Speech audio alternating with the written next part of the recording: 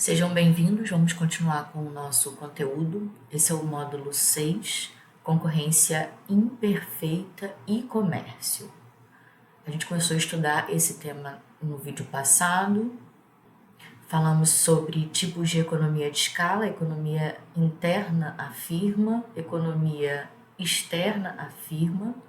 Aqui, para analisar os efeitos da economia de escala na estrutura do mercado, é preciso saber claramente que tipo de produto e produção é necessário para reduzir o custo médio. O meu objetivo aqui é reduzir o custo médio. Como exemplo aqui de economia externa de escala, eu tenho a Toyota, o sistema Toyota, que foi uma das maiores fabricantes de automóveis do mundo. Ela é uma das maiores fabricantes do mundo, que desenvolveu o sistema de produção da Toyota, que é um percursor aí no conceito de produção enxuta. Tá? Ela tem eficiência operacional. Esse método dela permitiu que a Toyota reduzisse custos, tá? E aumentasse a qualidade. Especialização na mão de obra, esse método da Toyota também possibilitou a especialização de mão de obra, e a produção em massa. Aqui a gente tem o gráfico de demanda e custo médio, tá? E economia interna à firma, já expliquei esse gráfico na aula passada, e agora só lembrando como exemplo. Outro exemplo aqui é o setor de tecnologia da informação na Índia, tá? É conhecido como Vale do Silício da Índia, devido à sua vasta indústria de TI. O crescimento desse setor na região trouxe uma série de benefícios compartilhados em todas as empresas que ali estavam localizadas. Esse é um outro exemplo aqui que a gente cita. Isso traz uma estrutura melhorada, um acesso a talento e uma inovação e colaboração, já que o ambiente altamente concentrado em empresas de TI fomentou uma cultura de inovação e colaboração aqui nessa área. Agora vamos falar sobre a economia externa à firma. Aqui é o equilíbrio inicial. Você tem uma firma representativa e ela tem aqui o Q1, que é quando a curva de custo marginal de curto prazo ela corta aqui o mínimo da curva de custo médio, e esse aqui é o equilíbrio da indústria com outras firmas. Tá vendo? Aqui é o Q1 maiúsculo e o preço é o P1, como eu já havia explicado na aula passada. Aqui a gente tem um lucro econômico, quando você tem um pouquinho mais de produção, de Q1 para Q2. Aí uma expansão aqui na oferta de curto prazo, porque a gente tem a entrada de novas firmas aqui, tá bom? Até um certo ponto. E aqui é a oferta de longo prazo, que é a curva rosa pontilhada, que eu já tinha explicado para vocês na aula passada. Então, resumindo esse pedaço, economias externas de escala favorecem um setor com muitas empresas pequenas, podendo resultar em um mercado perfeitamente competitivo, e economias internas de escala dão vantagens às grandes empresas, podendo levar a um mercado menos competitivo, com poucas empresas dominando aquele mercado, aquele setor. Agora a gente vai para economias externas e o comércio. Agora a gente vai introduzir o comércio, que é o nosso foco aqui nesse curso. Nesse gráfico que está aparecendo na tela de vocês, ele está ilustrando o equilíbrio de um setor com economias externas no regime de autarquia. Note, pessoal, que a curva de custo médio é decrescente, indicando que quanto maior a produção, menor é o seu custo médio. Aqui a gente tem que lembrar que é do setor e não da firma, tá? O equilíbrio ocorre, então, no ponto 1 que vocês estão vendo na tela, com produção de X1 e preço PX1, aqui, ó, pontinha vermelha. Agora, a gente vai considerar o caso de dois países, o doméstico e o estrangeiro, ainda no regime de autarquia, no gráfico que eu vou mostrar agora para vocês. Como desenhado, o país doméstico apresenta um preço menor, PX1, do que o país estrangeiro. Aqui, ó, o país doméstico tem um PX1 menor que o preço no país estrangeiro, como vocês estão vendo aqui na tela. Lembrando aqui que é o mesmo bem, tá? Agora, permita o comércio entre os dois países. Como o país doméstico tem preço menor, os consumidores do país estrangeiro comprarão o bem X no país doméstico, que tem um menor preço. e a produção se concentrará nesse país, que consegue um preço menor.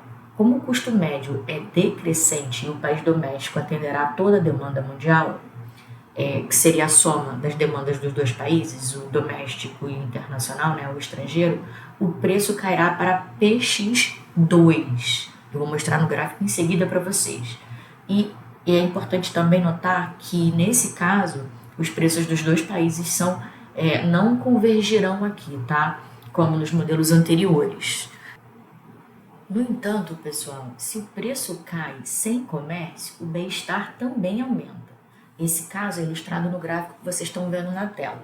Se o país estrangeiro proibisse a importação, a sua produção se tornaria viável no ponto 2, com preço PX1 estrela menor do que PX1, porque ele é potencialmente mais competitivo. Portanto, pessoal, o bem-estar do país estrangeiro sem comércio é maior do que o com comércio devido ao ganho nos termos de troca aqui nesse caso. Assim, na presença de economias externas, afirma, o comércio nem sempre eleva o bem-estar. Veja bem, não está se afirmando que o comércio com economias externas reduz o bem-estar, mas sim que em algumas situações não ter comércio pode elevar o bem-estar. Agora, para finalizar esse vídeo, a gente vai falar sobre economias externas dinâmicas. Nesse caso, a produtividade do trabalho aumenta com a produção acumulada e não com o nível de produção em um período. Por exemplo, se um trabalhador produz 1.000 unidades por ano, em 3 anos ele produzirá 3.000 unidades. Isso significa, pessoal, que no terceiro ano, produzindo o mesmo bem, o trabalhador se torna mais produtivo na elaboração desse mesmo produto. Isso tem a ver com a curva de aprendizagem. A produtividade do trabalho aumenta como produção acumulada e não como nível de produção em um período.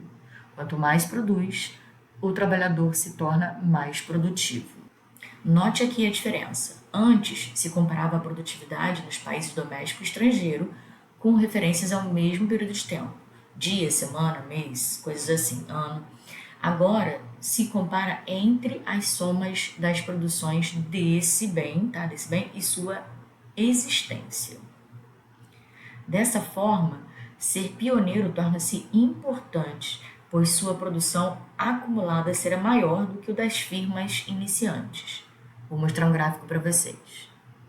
Ou seja, a competitividade decorre de ter começado a produzir antes dos outros, como está mostrando aqui na figura 9, que aparece na tela para vocês. A curva de aprendizagem e a vantagem de ser pioneiro naquele setor.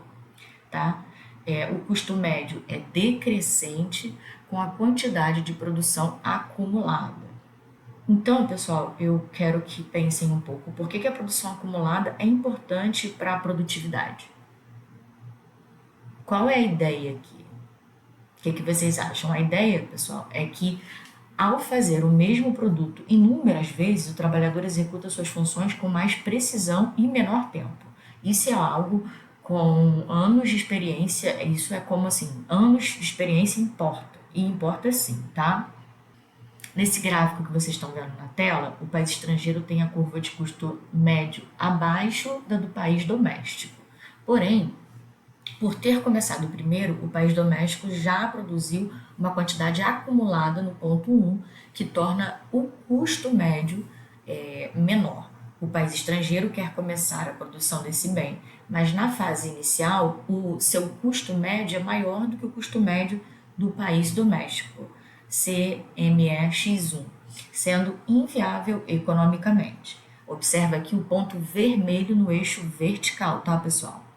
Da indústria nascente, aqui eu estou falando da indústria seguidora, não consegue, essa indústria seguidora ela não consegue competir com as pioneiras. Nesse caso, é denominado de indústria nascente no país estrangeiro. A indústria nascente é associada à crença de que precisa de ajuda dos países para se desenvolver, para sobreviver, mas depois se torna adulta e consegue viver sozinho, tá? A empresa ela fica mais tem uma expertise maior, entendeu?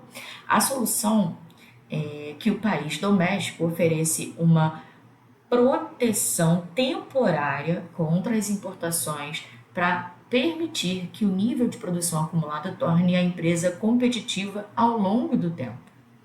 A grande dificuldade prática aqui é identificar quais indústrias se classificam nessa categoria.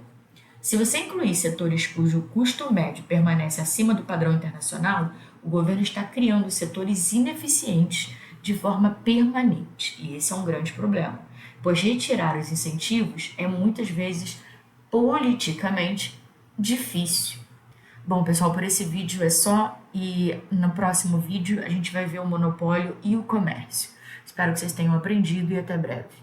Bom, aqui na figura 6 da página 33 do slide, equilíbrio em comércio na presença de economias externas, você tem aqui a demanda do país, a demanda do mundo, que é a demanda do doméstico mais a demanda da gringa, tá? E o preço aqui, P1, PX1, que é o primeiro preço, que é o preço da economia doméstica que produz aquele bem, e você tem depois aqui um aumento da demanda, porque o país estrangeiro, a gringa, vai demandar o produto que é mais barato, que é o produto do doméstico. Então, depois desse mercado aberto, tá, você tem a demanda nacional e a demanda internacional aqui da gringa.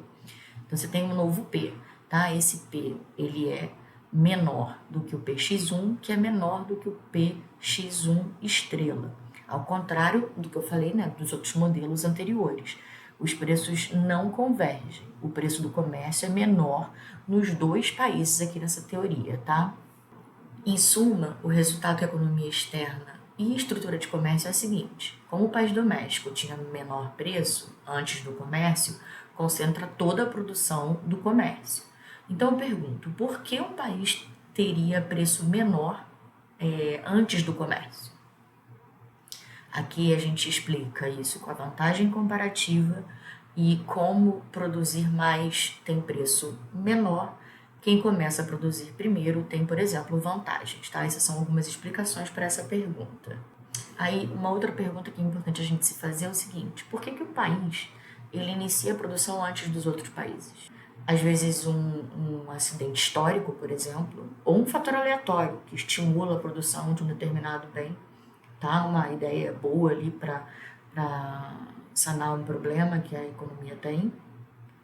Por exemplo, o Centro Financeiro de Londres e de Nova York, né? O Vale do Silício e, por exemplo, a produção de tapetes na Geórgia. Esses são os exemplos aqui clássicos do livro. Lembrando aqui para vocês que a cidade de Londres é um centro financeiro importante porque a Inglaterra era o país mais rico por ser o primeiro país a se industrializar. Entretanto, perdeu essa posição depois da ascensão dos Estados Unidos, mas ele continua sendo competitivo em serviços financeiros, tá? E por que Nova York? Porque Nova York é o centro financeiro dos Estados Unidos. Bom, a cidade de Nova York se tornou um centro financeiro importante devido à facilidade de acesso. E aí a gente está falando de localização geográfica. E não perdeu mais a posição apesar do surgimento de novos centros econômicos. Tá? Com relação às empresas do Vale do Silício, todas as empresas de tecnologia estão localizadas nessa região. Beleza? E com relação à produção de tapetes, a própria Geórgia se especializou em produzir tapetes. Elas conseguiram produzir tapetes mais baratos que o restante do mundo, eles começaram a vender muito tapete e se especializar nisso. O gráfico que vocês estão vendo na tela, ele mostra a manutenção da competitividade, mesmo com o surgimento de outros competidores com maiores vantagens potenciais. O país doméstico, nesse caso, produz primeiro e obtém economias externas, afirma. Esse país produz do ponto 1 com preço PX1, como vocês estão vendo no gráfico. No entanto, pessoal, o país estrangeiro tem condições de produzir esse bem e tem uma curva de custo estimada abaixo do país doméstico. O que isso quer dizer? Isso quer dizer que tem competitividade potencial, mas não realizada ainda. Apesar disso, nas primeiras unidades, por não desfrutar ainda de economia externa, seu custo médio, que é esse custo médio com estrela, é maior do que o preço, PX1. não sendo viável a sua produção. Então, o país doméstico continua a dominar o mercado, nesse caso, o mercado internacional. Aqui, como exemplo também de acidente histórico, tem uma cidade na China que é o maior produtor mundial de botões e zíperes. Em 1980, três irmãos na rua restauraram e venderam. Eles perceberam que poderiam obter lucro com esses botões. Não há economias internas de fabricação de botões. O tamanho da firma não afeta o custo de produção. Então, centenas de empresas familiares que se beneficiaram por operar próximo um dos outros aqui aconteceu. Esse fato aconteceu porque era possível ter muitas empresas familiares fazendo botões, porque a tecnologia era conhecida, tá? E aí eles se beneficiaram com essa questão. E aí você tem, então, essa cidade na China como a cidade que mais produz botões e zíperes no mundo. Outro exemplo importante aqui é a produção de filme em Hollywood, que todo mundo sabe que tem uma concentração de produtores, as firmas especializadas na produção de filme e um agrupamento, então, da mão de obra. Outro exemplo interessante aqui é a produção de bola no Paquistão. Desculpa, no Paquistão. Na Copa do Mundo, a gente teve essa notícia aqui de que mais 70% da produção de bola era concentrada aí nessa região, na região do Paquistão. Tá? Essa indústria começou no final do século XIX, quando trabalhadores locais começaram a reparar bolas de futebol, né, a consertar bolas para as tropas britânicas que estavam naquela área. Aí passaram a se especializar na produção de bolas. Então a pergunta é: há ganhos de comércio na presença de economias externas? Aqui o resultado é ambíguo. Se o preço cai com o comércio, o bem-estar aumenta.